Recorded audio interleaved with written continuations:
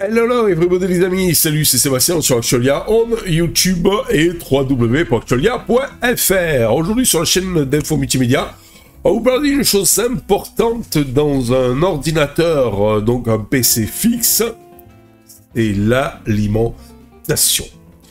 L'importance de l'alimentation dans votre PC. L'alimentation, c'est quoi? L'alimentation électrique d'un ordinateur est un aspect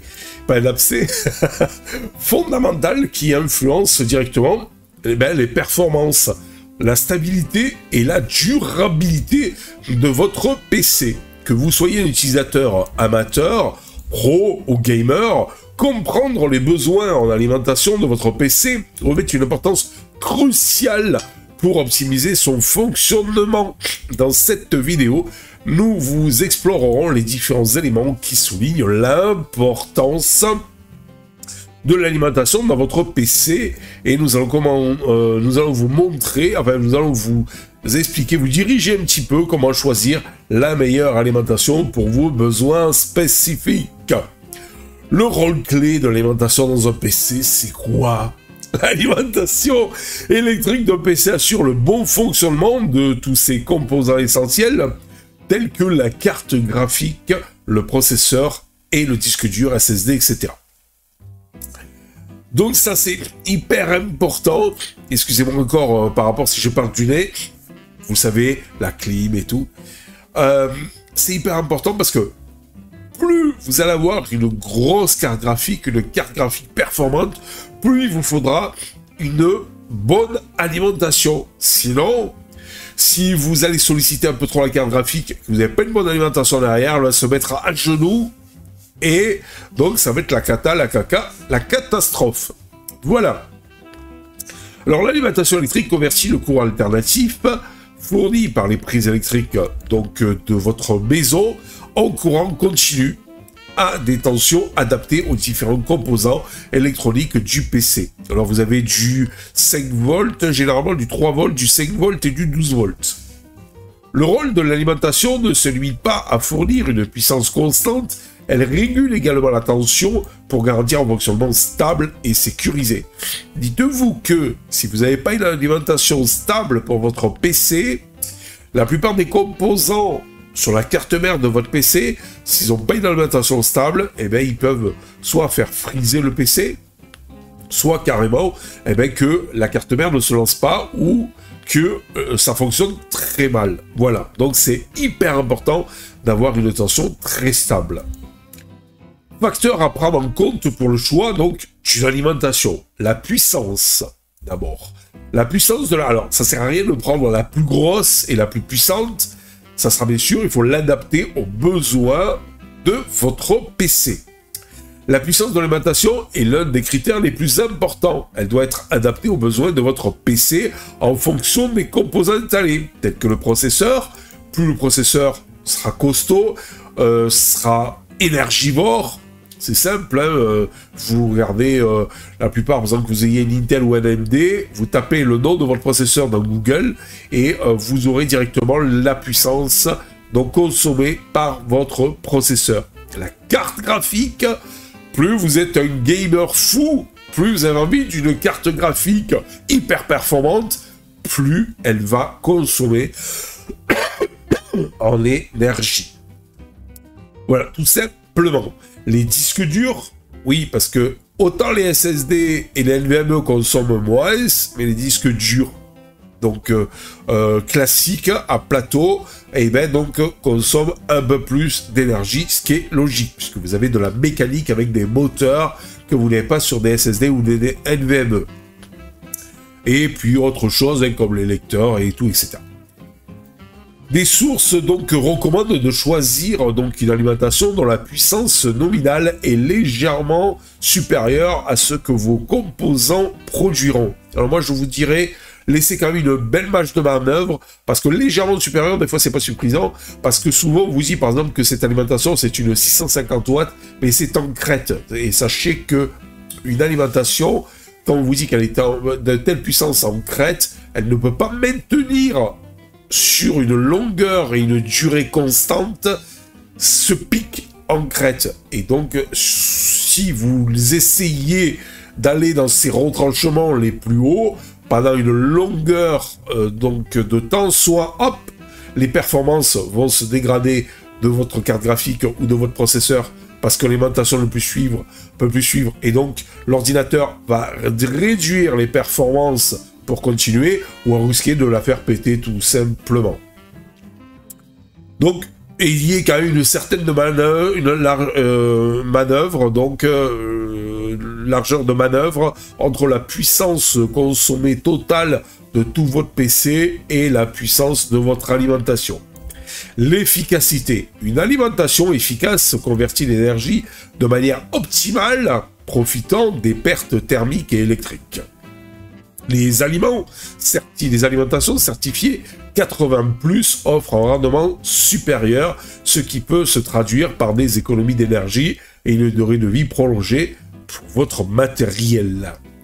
Les connecteurs et les câbles. Et oui, ça aussi c'est très très important. Assurez-vous que l'alimentation possède les connecteurs requis pour vos composants, tels que les câbles pour les PCI Express, pour les cartes graphiques, les câbles SATA pour les disques durs, et les SSD, etc. Voilà.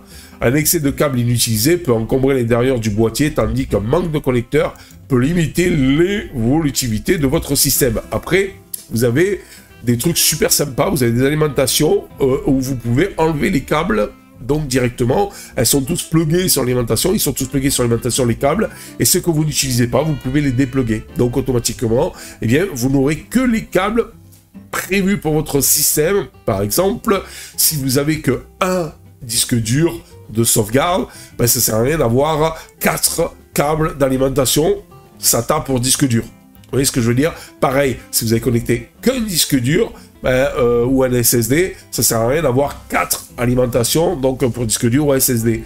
Donc vous pouvez dépluguer les autres. Donc ça c'est quand même assez sympathique. Toutes les alimentations ne le font pas, mais il y en a qui vous permettent d'avoir un câble management, comme on dit tout simplement dans ce domaine, qui est quand même beaucoup plus sympathique. La compatibilité de la plateforme. Vérifiez que l'alimentation est compatible avec votre carte mère et les autres composants. Les différentes générations de processeurs et de cartes graphiques peuvent nécessiter des connexions spécifiques. Alors rassurez-vous sur certaines cartes graphiques, par exemple, si vous n'avez pas le dernier câble qui va bien, il y a des fois des convertisseurs. Mais vaut mieux toujours utiliser des cartes, des alimentations qui vont bien avec la carte graphique. Généralement, ces connecteurs, vous les avez sur des alimentations plus haut de gamme, qui tiennent bien la charge, qui sont prévus justement pour ces très grosses cartes graphiques. Donc à ne pas lésigner, si vous avez une très grosse carte graphique ou plusieurs disques durs, à ne pas lésigner d'avoir une très bonne alimentation avec une bonne puissance. Le refroidissement et le silence. Une alimentation efficace, produisant moins de chaleur, contribue à un environnement de travail plus frais et silencieux. Certains modèles, intégrant des ventilos à vitesse variable, donc servent à minimiser le bruit. Alors il est vrai que vous avez des ventilos, c'est l'horreur quand ils se mettent en marche, surtout quand ils montent en tour, c'est-à-dire en vitesse, et donc vous avez des alimentations intelligentes, entre guillemets, qui vous permettent de faire varier la vitesse en fonction donc du besoin de rafraîchissement de l'alimentation. Donc qui dit l'alimentation un peu surdimensionnée, elle va moins chauffer parce qu'elle va moins monter vers son maximum, et les ventilos vont moins tourner vite, et automatiquement ça sera beaucoup plus silencieux. Voilà. Après vous avez des spécifications sur des ventilos qui sont très très silencieux, malgré qu'ils montent très haut en tour, mais ils sont plus chers, beaucoup plus chers. La protection. Les alimentations de qualité intègrent des fonctions de protection comme des surtensions, contre les surtensions, les courts-circuits et autres anomalies électriques contribuant à la préservation de vos composants. Bah oui, vous avez certaines alimentations qui, bon, l'alimentation classique, vous avez forcément un fusible, mais même certaines, vous avez un disjoncteur, comme la maison. Comme la maison, si jamais donc il y a une surtension ou autre et tout, bam, le disjoncteur saute. Après, vous n'avez plus qu'à le enclencher. avoir l'anomalie et à le enclencher. Et bien là, c'est pareil. Donc, vous avez sur certaines alimentations des disjoncteurs, vous n'avez plus qu'à rappuyer sur un petit bouton pour réenclencher donc l'alimentation. Généralement, il est derrière et accessible derrière le boîtier. Donc ça peut être assez fun aussi. Mais normalement, si tout va bien dans votre PC, vous ne devrez pas avoir ce problème, sauf si vous avez une alimentation trop faible par rapport à l'ordinateur qui va trop consommer. Voilà. En conclusion de tout ça, l'alimentation électrique est un élément clé de tout ordinateur, joue un rôle vital dans son fonctionnement optimal. Et ça, c'est vrai. Souvent, on se dit on veut un beau boîtier, on veut une super carte mère, une super carte graphique, mais à la fin, on lésine un petit peu parce que maintenant, dans les boîtiers, la plupart, 99% des boîtiers n'ont plus leur alimentation. Et justement, c'est pour ça, c'est parce que il faut choisir l'alimentation en fonction de ses besoins. Ok, le joli boîtier, ok, la super carte graphique, ok, plein de disques durs pour faire de la sauvegarde, mais si vous n'avez pas une alimentation derrière correcte, eh bien vous aurez des soucis, voire des dysfonctionnements, voire même vous risquez de cramer votre alimentation, voire eh bien vous risquez d'avoir des performances vraiment diminuées par rapport à votre PC qui devrait tout donner. Voilà, tout simplement. Une alimentation de qualité donc garantit la stabilité, avoir donc des composants toujours bien alimentés au top et stables, de la performance, puisqu'elle sera un petit surdimensionnée, elle vous permettra d'alimenter en puissance tous vos périphériques, et la durabilité de vos composants. Ben oui, parce que si vous les alimentez pas bien, et que l'alimentation parte en court-circuit, elle risque de, partir en court-circuit, mais aussi de faire péter les composants qu'elle alimentait à ce moment T. Donc, voilà. Et donc, en fait, il faut surtout qu'elle aussi vous offre une efficacité énergétique et un environnement plus silencieux. Ce que je vous ai dit tout à l'heure, avec les alimentations, avec soit des ventilateurs super silencieux, ça existe, même en haut régime, ou alors des alimentations intelligentes, eh bien, surdimensionnées un petit peu, comme ça, elles ne seront jamais au pic de leur puissance, et elles permettront, eh bien, de jamais monter très haut les ventilos et faire du bruit. Voilà, voilà. Le choix donc d'une alimentation adaptée à vos besoins spécifiques et à votre configuration matérielle est essentiel pour tirer les meilleures parties de votre PC. Grâce aux conseils fournis, donc en fait, vous pouvez prendre des décisions éclairées pour sélectionner l'alimentation qui propulsera votre PC vers des performances optimales, tout simplement. Pour vous donner une image, j'ai terminé cette vidéo, et pour vous donner une image, si vous prenez une Ferrari et donc avec un moteur de fou et vous mettez des freins de 2 chevaux, ok, elle ira très vite, mais elle freinera pas et vous allez la casser.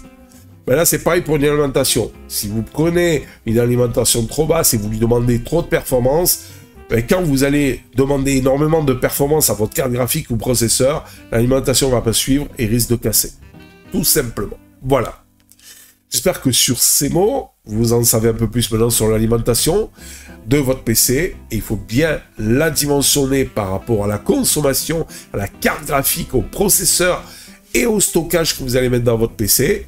Et essayer de surdimensionner l'alimentation. Pas non plus de mettre le double de ce qu'il vous faut, mais de la surdimensionner quand même un peu plus. Vous y gagnerez en qualité, en stabilité, en durabilité et au point de vue silence. Voilà. Allez, je vous dis ciao pour une prochaine vidéo Robocolio sur Actualia. Bye bye. Si vous avez aimé cette vidéo, abonnez-vous, mettez un pouce en l'air et partagez cette vidéo. Merci, cela fait toujours plaisir.